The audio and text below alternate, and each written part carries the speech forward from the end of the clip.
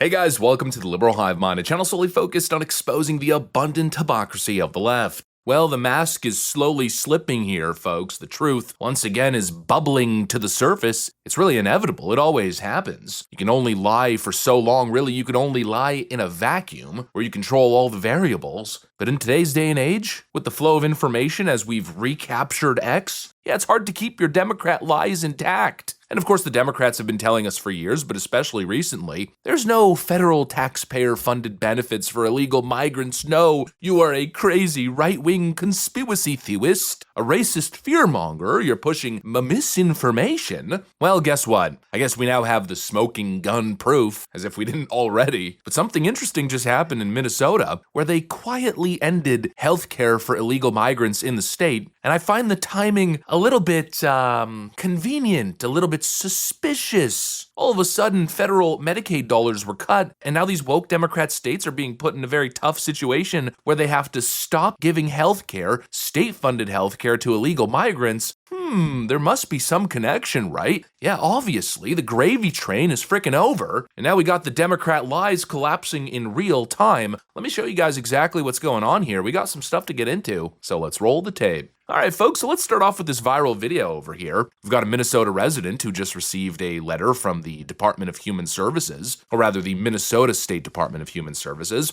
and take a look. So I was scanning this over. This is from the Department of Human Services. This is a Minnesota healthcare programs update, and there's one thing in here that I found interesting. Changes to Minnesota Care citizenship requirements beginning January 1st, 2026. Undocumented non-citizens who are 18 years or older are not eligible for Minnesota Care.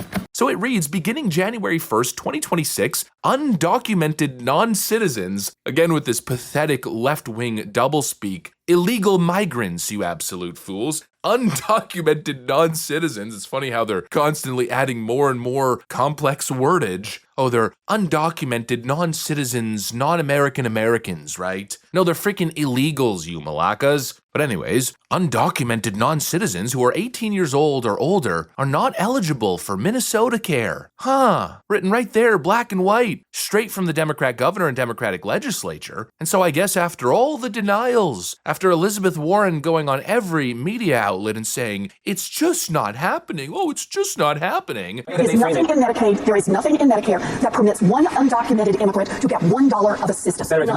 I guess it's now confirmed that illegal migrants were in fact receiving taxpayer-funded health care. And of course they claim, oh, well, those are state funds, but obviously we are not stupid. We understand how basic accounting works, and clearly they're using state funds, and then it's subsidized by federal Medicaid dollars. It's a laundering scheme, pure and simple. Fund illegals with state money, then use federal reimbursements to offset the cost. And now I guess the big question is, again, the suspicious timing. Why are they suddenly, all of a sudden, cutting off illegal migrants? Why now? An easy answer, right? Because the Trump administration now cut off the federal Medicaid loophole that Democrats were abusing to fund illegal migrant health care on a state level. And so without federal monies now coming in to backfill the scam, the state can no longer afford it. And so quietly they send a letter now. We are removing illegal migrants from Minnesota Care. Absolutely busted. In other words, these Democrats have been lying to your face, pretending as if this whole fight is about values. Ooh, values. As if they're fighting on behalf of American people. But clearly they aren't. And not only are they lying about funding illegal migrant health care, they're also lying about the shutdown that they're causing to continue that program in the first place, claiming, oh, it's Republicans this. And all the while as they shut down government, they're engaging in these disgusting political stunts like this one from Massachusetts Governor Maura Healey. We just wanted to come by and check in. The shutdown's terrible. I'm really sorry about it. I know it affects each of you personally, so we just wanted to come by and say hello and check in. And yesterday was the busiest day ever at Logan Airport. Amazing. Record day yesterday, and you guys just made it all go still, huh? Amazing. Who was here in the last time for the shutdown, 35 days? It was hard. Yeah. Pay rent, groceries was hard. We have an amazing team here, a lot of support.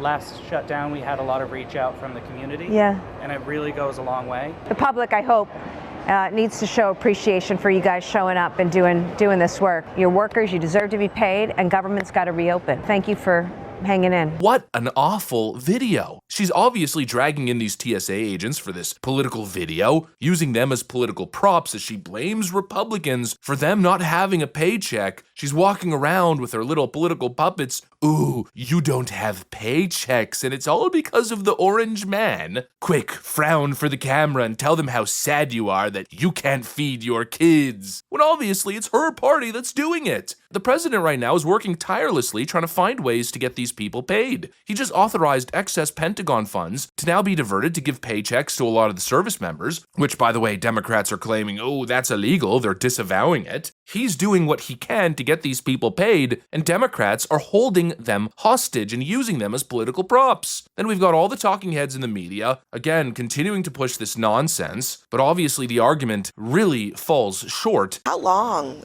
do you think that this shutdown will go on, and how much pain, I think, are Democratic leaders willing to absorb? Because those 4,000 workers probably won't get their jobs back after this, because this is what Russ Vought and President Trump have wanted to do all along. So you're actually right, Abby. This is what they've wanted to do all along. They started firing people in February.